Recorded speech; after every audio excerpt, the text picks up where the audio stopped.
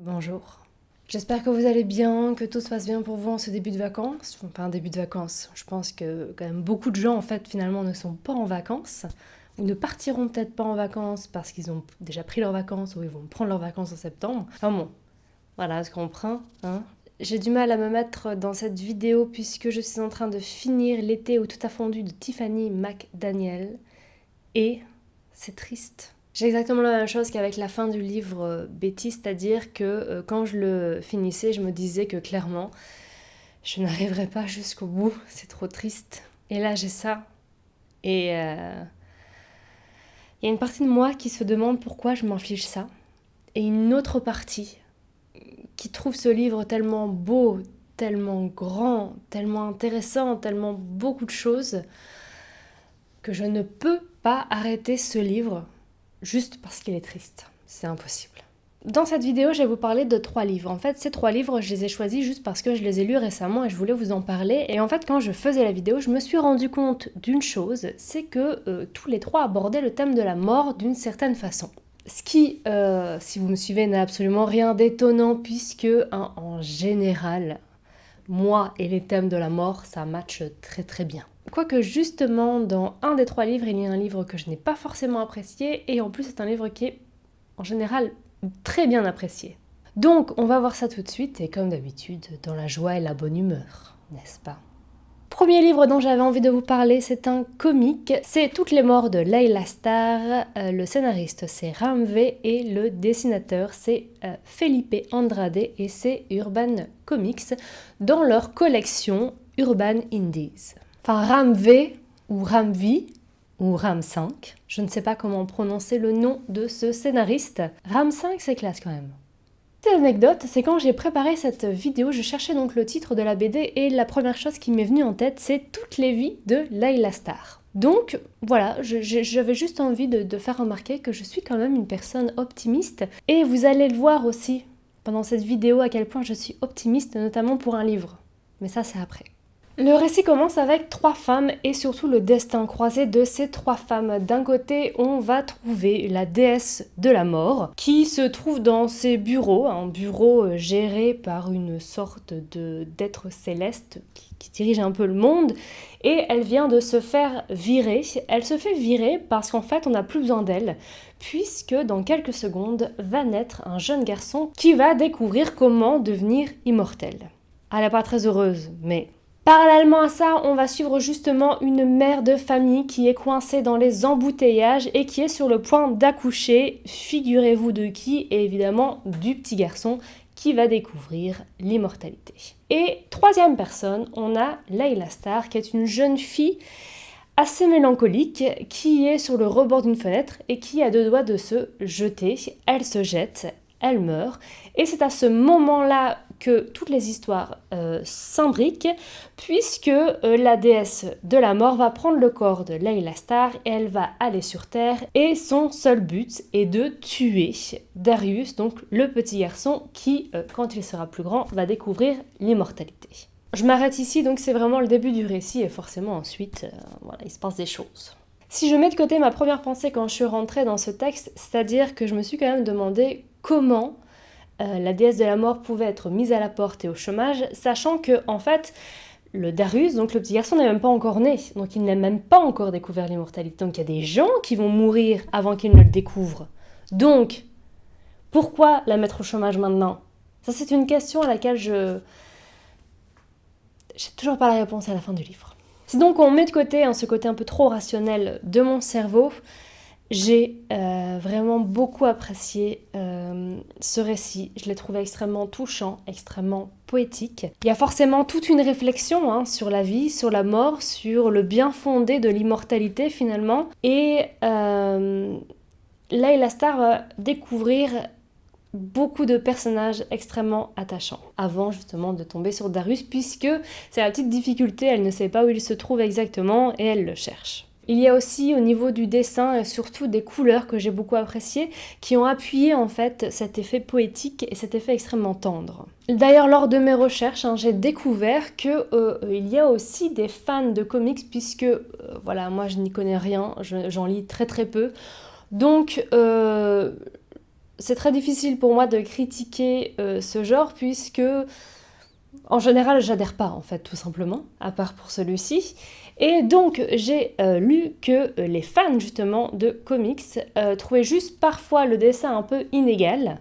Moi j'ai pas du tout vu. Hein. Et en plus je n'ai même plus le livre avec moi puisque je l'ai lu au boulot pour vérifier si c'est le cas. Et par contre ils trouvaient justement le scénario très bien ficelé et voilà, que ça tout tenait la route. Par contre, j'ai aussi découvert une chose, c'est que c'est un livre 1, donc un tome 1, et qu'il va y avoir une suite. Et je suis quand même super curieuse de savoir ce que va être la suite. Parce que ça se finit à la fin. Donc, à voir. Livre suivant, que j'ai d'ailleurs. Pourquoi je le prends pas avec moi? Bah, je ne sais pas où il est. Voilà. Conclusion. Je ne sais pas où il est. Ce livre c'est Et ils meurent tous les deux à la fin d'Adam Silvera. Petite particularité, je l'ai lu en anglais, hein, même s'il est sorti depuis un moment en français. Et surtout, je l'ai lu de deux façons, c'est-à-dire que j'avais le livre papier, mais j'avais aussi le livre audio. Donc parfois, je n'avais que le livre papier, parfois, je n'avais que le livre audio, et parfois, j'avais le livre papier et le livre audio, puisque c'est une façon que j'apprécie avec les livres en anglais, puisque ça me permet en fait que ma propre prononciation, parfois désastreuse, de l'anglais, ne pollue pas mon apprentissage de la langue. Et ce livre, ça fait aussi clairement partie des livres que j'ai abandonnés, alors que j'appréciais, et que j'ai décidé de reprendre maintenant et de les finir, puisque j'ai commencé ce livre en décembre 2021. On est en juin 2022. Et entre-temps, je ne l'ai presque pas lu. Mais heureusement, je m'en souvenais, et c'est là, hein, rappelez-vous la vidéo précédente, qu'on sait que c'est un bon livre, je me souvenais des détails. Et on n'est pas du tout en juin 2022, en fait, on est en juillet 2022. J'ai un petit problème avec les dates en ce moment. Avec ce livre aussi, on peut voir à quel point je suis extrêmement optimiste, puisque voilà, le titre du livre c'est « Et ils meurent tous les deux à la fin ». Et jusqu'à la dernière minute d'écoute, puisque je l'ai fini en livre audio, je me suis demandé s'ils mouraient vraiment tous les deux à la fin. Est-ce qu'ils meurent tous les deux à la fin? Ça, il faudra lire le livre pour le découvrir. D'ailleurs, frustration extrême, hein, puisque j'attendais vraiment la dernière minute pour savoir s'ils mouraient vraiment tous les deux à la fin. Il faut savoir que j'ai fini d'écouter ce livre alors que je me rendais au boulot et qu'il me restait 6 minutes d'écoute quand j'ai dû arrêter pour commencer à travailler. C'était une frustration assez intense. J'ai débuté ce livre puisque d'un seul coup, et c'est pas forcément lié à la parution du livre, et c'est ça qui était assez intriguant, ce livre a commencé à se vendre de façon assez intense, voilà, vraiment d'un seul coup. Après, je me suis rendu compte que je pense que c'est vraiment un livre qui tournait sur TikTok et c'est pour cette raison qu'il s'est vendu énormément. Pour la petite précision, c'est un livre ado, donc c'est un livre Young Adult. Pour le résumé du livre, en fait, on est dans notre société, sauf qu'il y a une particularité, une petite particularité, mais qui prend quand même pas mal de place, puisqu'en fait, le jour de votre mort, vous recevez un appel où on vous dit « vous allez mourir aujourd'hui ». Tout simplement. Alors en général, ils sont sympas, ils vous appellent quand même dans les premières heures de la journée, hein, c'est-à-dire à partir de minuit. Voilà. Par contre, vous ne savez pas à quel moment vous allez mourir dans la journée. Ça, c'est trop compliqué. Et on nous explique bien que, en tout cas, jusqu'à présent, personne n'a réussi à échapper à sa mort. Et donc là, forcément, ainsi comme moi, dès que vous avez ce genre de postulat, vous commencez à partir dans des délires extrêmement nombreux. Mais alors, vu qu'on sait qu'on va mourir, on agit de façon différente. Et n'est-ce pas le fait d'agir de façon différente qui mène à notre mort? Alors que si on n'avait pas eu l'appel, peut-être qu'on serait pas mort. Et c'est très con dans un sens. Parce qu'on provoque notre mort parce qu'on a su qu'on allait mourir. Mais en même temps, c'est une fatalité. Donc même sans l'appel, on allait mourir. Mais est-ce qu'on serait mort autrement? Est-ce qu'on peut vraiment changer le cours des choses ou est-ce que c'est vraiment une fatalité pure? Alors, je vous avoue que ce sont des questionnements que je me suis posés moi-même et qui ne sont pas présents dans le livre puisque ça reste voilà, plutôt un récit. Hein. On va suivre Matteo et Rufus. Ils ont tous les deux reçu donc ce fameux appel et ben ils vont mourir aujourd'hui. Donc on va suivre toute leur journée, minute par minute, voire heure par heure. On va alterner entre le récit de Matteo et de Rufus et il va aussi y avoir d'autres personnages. Et l'intérêt aussi, en fait, c'est que Rufus et Matteo sont vraiment deux garçons avec des personnalités extrêmement différentes. On a d'un côté Rufus qui est un garçon plus extraverti, qui vit en foyer, qui a vraiment son groupe d'amis où il est extrêmement lié avec ses amis. D'un autre côté, on a Matteo qui lui est un garçon extrêmement solitaire, qui n'a jamais osé faire grand-chose dans sa vie et qui se réfugie très souvent sur internet dans sa chambre derrière son ordinateur ou son téléphone. Et ils vont se rencontrer grâce à une application qui avait tout prévu. Comment se faire de l'argent sur la mort des gens, n'est-ce pas? Une application qui permet aux gens qui vont mourir de se faire des amis, de se rencontrer. Et donc Matteo et Rufus se retrouvent tous les deux sur cette application, ils vont faire connaissance et ils vont passer leur journée ensemble. J'ai trouvé dans ce livre en fait que beaucoup de thèmes étaient très bien abordés sur les adolescents, comme par exemple le fait de vivre sa vie, en fait, de ne pas faire attention au regard des autres pour pouvoir exister, pour pouvoir vivre en fait tout simplement et ne pas attendre la dernière minute pour le faire. Il y a aussi pas mal de choses sur ce qu'on peut regretter quand on est proche de la mort et il y a aussi des questions d'orientation sexuelle. J'en dirai pas plus. Donc on a plusieurs thèmes abordés dans ce livre et qui sont très bien abordés.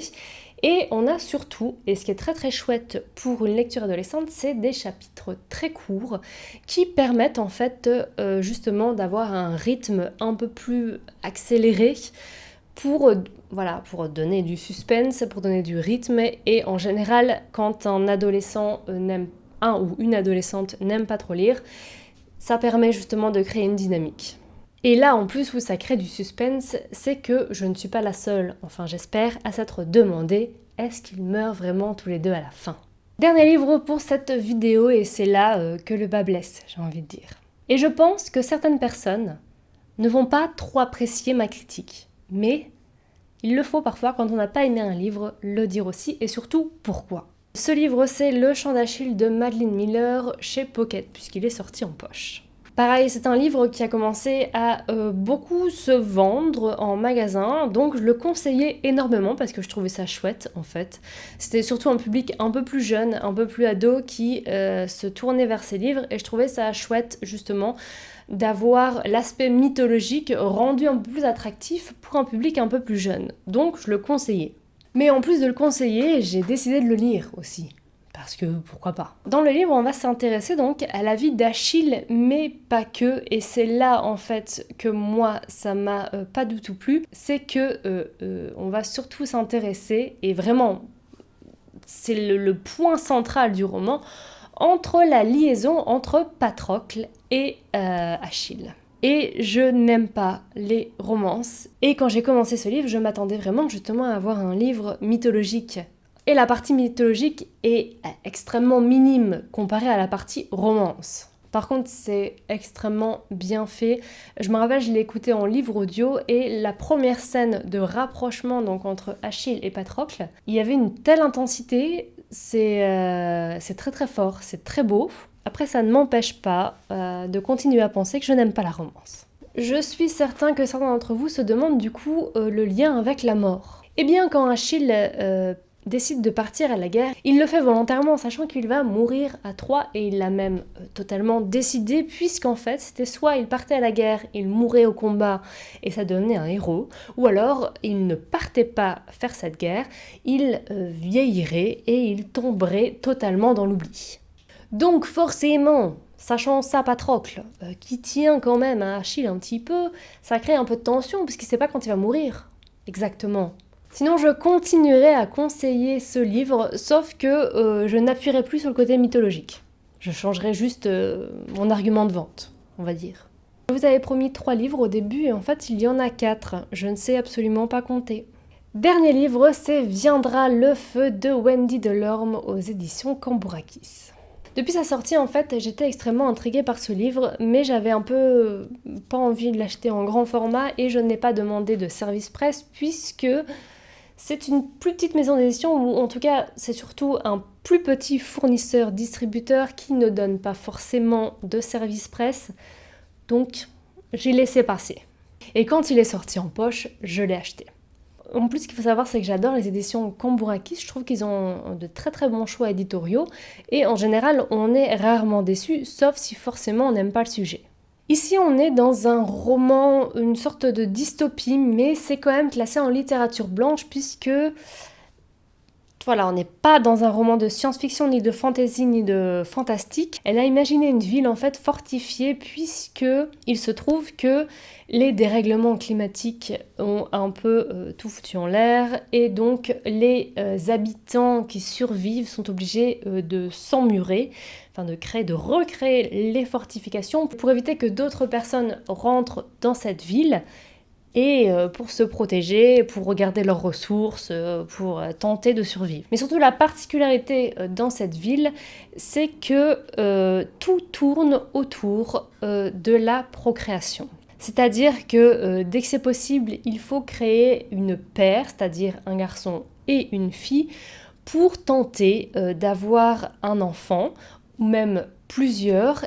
Et quand justement un homme et une femme n'arrivent pas à avoir un enfant, ils sont suivis très régulièrement pour être sûr qu'ils fassent comme il faut, pour être sûr qu'ils mettent toutes les chances de leur côté pour avoir un enfant. Les personnes qui arrivent à avoir des enfants ont des facilités, ils ont accès à plus de viande, à plus d'argent.